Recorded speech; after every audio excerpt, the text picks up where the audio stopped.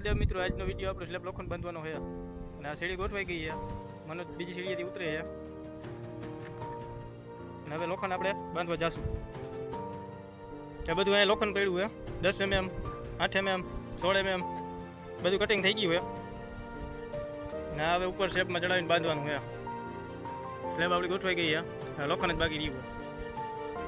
અમે 2 જણા હવે લોખંડ બાંધશી. સ્લેબમાં ઓઇલ મારી દીધું છે, ગાબડા થઈ ગયા છે અને આ ફરિયા દેખાય 16 mm ના છે. પિંજરું બાંધવાનું બુટ બીમ. મનોજભાઈ કે બુટ બીમ બાંધવાનું, આમાં રિંગ આવશે ફૂટની મોટી, એ બંધાઈ જાય એટલે આપણે દેખાડશું તમને.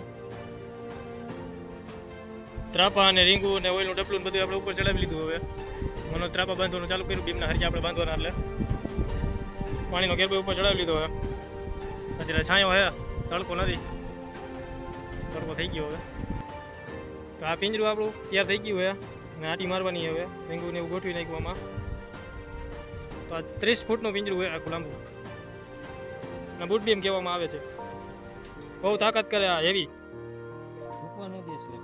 સ્લેબને ઝૂકવા ન દે. પુષ્પરાજની ઘોણા સ્લેબમાં નિશાન મારવાનું ચાલુ થઈ ગયું છે અને આ પિંજરું મેકાઈ ગયું છે. જગ્યાએ એની સ્લેબમાં નિશાન લાગી ગયા છે બધી બાજુ. મનોજભાઈ નિશાન મારે હજી. ચલા, રિક્ષા ભરાઈને આવી ગઈ છે સિમેન્ટની લોખંડની. ફરિયા ઘટતા હતા એના. લીમડા અને ઝાડવા અને બધું એકદમ મસ્તીનું છે. છાયો છાયો જ રહી અહીંયા.